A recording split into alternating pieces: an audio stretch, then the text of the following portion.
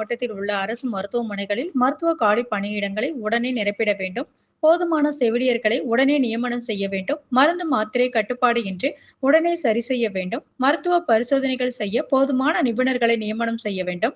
அரசு மருத்துவமனைகளில் அடிப்படை வசதிகளை செய்து தர வேண்டும் என்ற கோரிக்கைகளை முன்வைத்தும், மேலும் புதுக்கோட்டை மாவட்டத்தில் 2 அமைச்சர்கள் இருந்தும் மருத்துவத்துறை மந்தமாக செயல்படுவதை கண்டித்தும் புதுக்கோட்டை மேற்கு மாவட்ட பாரதிய ஜனதா கட்சி சார்பில் கண்டன ஆர்ப்பாட்டம் புதுக்கோட்டை பழைய பேருந்து நிலையத்தில் நடைபெற்றது. 100க்கும் மேற்பட்டோர் கலந்து கொண்டு கண்டன முழக்கங்களை எழுப்பினர். அரசு அவர்களை கண்டுகொள்ளாத அமைச்சர்களை கண்டிக்கின்றோம்.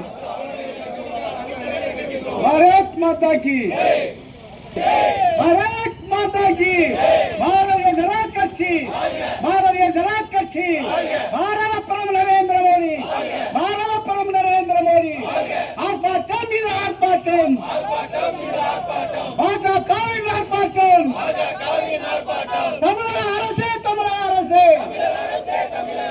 அரசு மருத்துவக் குழுவின் நடவடிக்கைகளை கண்டிக்கின்றோம். நியமனம் செய், நியமனம் செய், போதுமான மருத்துவர்கள் நியமனம் செய். அரசு அவர்களை கண்டுகொள்ளாத அமைச்சர்களை கண்டிக்கின்றோம். அமைச்சர்களை கண்டிக்கின்றோம். பாரத் மாதா கி.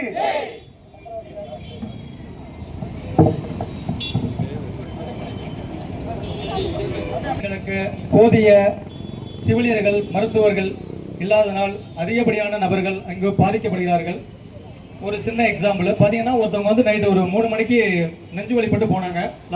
போன மாதம் 1 மாதம் முன்னாடி நெஞ்சு வலிப்பட்டு போகும்போது பார்த்தீங்கன்னா இங்கே 10 மினிட்ஸ் அங்கே பார்த்தீங்கன்னா தட்டி பார்த்துருக்காங்க. யாரும் ஓப்பன் பண்ணல.